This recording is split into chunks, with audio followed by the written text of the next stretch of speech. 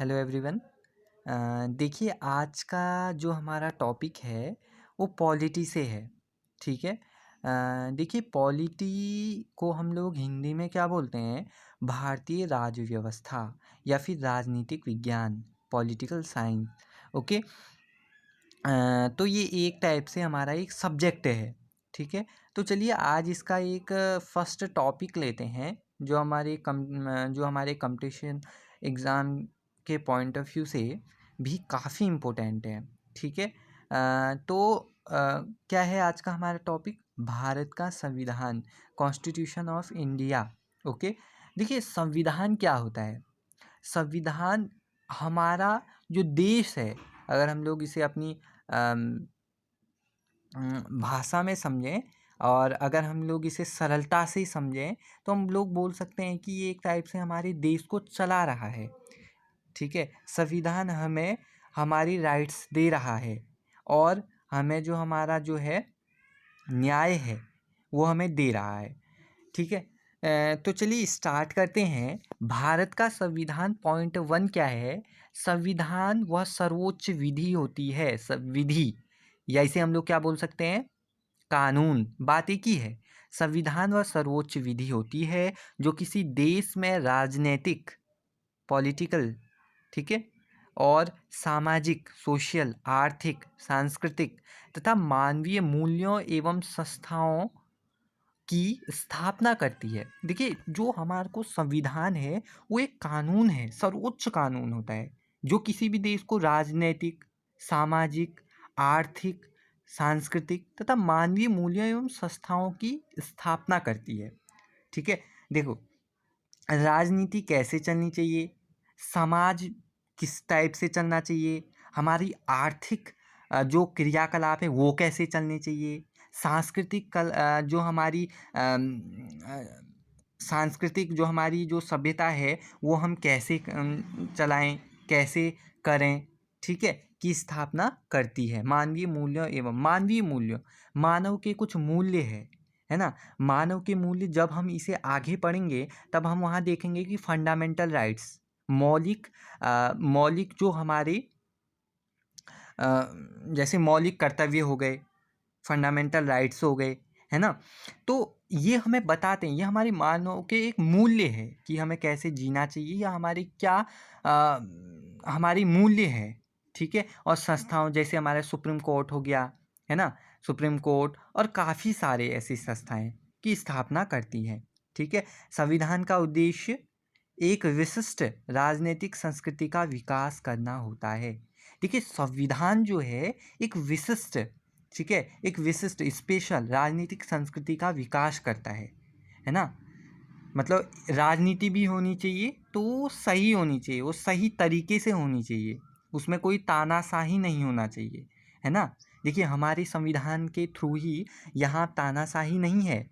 देखो, जब 1947 में हमारा देश आज़ाद हो गया था तो उसके बाद 1950, ठीक है, 26 जनवरी 1950 में हमारा संविधान बनकर तैयार हुआ, है ना।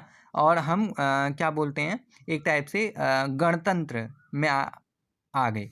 ठीक है। देखिए, जो है अ, संविधान ने हमें राइट्स दिया, है ना, हमें कैसे जीना है। ठीक है।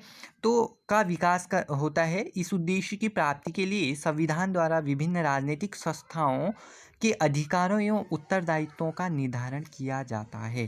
ठीक है। संस्थाओं मैंने बता दिया, सुप्रीम कोर्ट हो गया, है ना, सुप्रीम कोर्ट हो गया और इलेक्शन कमीशन हो गया, वित्त आयोग हो गया, एक्सेट्रा बहुत सारे। इससे हमारे उत्तरदायित्व क्या है, अधिकारों का एवं इनका अधिकार क्या है ना। और सेकंड पॉइंट क्या है, यह लिखित संविधान है। जो हमारा संविधान है, भारत का संविधान है, वो लिखा हुआ है, लिखित संविधान है। उसकी एक प्रतिलिपि भी आजकल तो जैसे काफ़ी सारी बुक में संविधान की जो है कॉपी आती है, लेकिन उसका भी हम लोगों ने जो मेन है वो भी रखा हुआ है। ठीक है। सबसे बड़ा संविधान है। ठीक है। अगर विश्व में देखा जाए सबसे विशाल संविधान है हमारा। ठीक है। थर्ड पॉइंट क्या है, संविधान सभा का गठन जुलाई 1946, यहाँ पे 9 जो है लिखा नहीं, तो 1946 में कैबिनेट मिशन देखो कैबिनेट मिशन बनाया है ना। संविधान सभा का गठन करने के लिए संविधान की एक सभा बनाई गई, जिसमें काफ़ी सारे जो हमारे प्रांतों से जो है अलग अलग व्यक्ति आए, उनमें से भी हम लोगों ने उन्हें चुना। ठीक है, उन्हें चुना और फिर कैबिनेट मिशन आया। ब्रिटेन से क्या आया? कैबिनेट मिशन आया। ठीक है, उसके ही थ्रू हम लोगों ने संविधान सभा, आपस में बातचीत हुई, मतलब पक्ष विपक्ष में। ठीक है, और ऐसे हमारा संविधान का निर्माण हुआ। संविधान का निर्माण, अगला पॉइंट था, पॉइंट नंबर 1, विश्व का सबसे विशाल संविधान है। सबसे विशाल संविधान, क्वेश्चन भी आता है सबसे बड़ा संविधान किसका है, तो भारत का। इसे बनने में कितना टाइम लगा? 2 साल 11 महीने 18 दिन का इसमें समय लगा। ये काफ़ी बार पूछते हैं। और सेकंड पॉइंट क्या है? आरंभ में इसमें 395 आर्टिकल थे, अनुच्छेद थे, और 22 भाग और 8 अनुसूचियाँ थी। लेकिन अब तो अनुसूचियाँ कितनी हो गई? 12 अनुसूचियाँ हो गई। ठीक है, आप ये पॉइंट याद रखेंगे क्योंकि ये काफ़ी बार पूछा जाता है कि कितने संविधान थे जब हमारा संविधान, मूल संविधान बना। ठीक है, मूल संविधान बोले तो जिस टाइम पे बन रहा था, तो उस टाइम पे हमारे पास कितने आर्टिकल थे। और थर्ड पॉइंट क्या है? संविधान सभा, जो संविधान सभा थी ना, मैंने आपको बताया कि संविधान सभा में कौन लोग बैठे, ये अलग अलग प्रांत से, अलग अलग राज्य से चुने गए थे। ठीक है, चुनाव हुआ था इनका। और कितने टोटल नंबर कितने थे इस संविधान सभा में? 389, 389। ठीक है, जिनमें से 292, 292 ब्रिटिश प्रांत से थे और 93 देसी रियासतों से। उस टाइम पे हमारे देश में जो है बटा हुआ था, ब्रिटिश प्रांत, देसी रियासतें, कमिश्नरी क्षेत्र। तो 292 ब्रिटिश प्रांत से थे और 93 देसी रियासतों से, और 4 कमिश्नर क्षेत्र। और ये कमिश्नर क्षेत्र कौन कौन से थे? दिल्ली, अजमेर, मारवाड़ एक ही है, कुर्ग एवं British Balochistan. Okay, fourth point क्या है? प्रथम जो अधिवेशन हुआ था ना, अधिवेशन मतलब बुलाया गया। ठीक है, और उसमें अधिवेशन किया गया।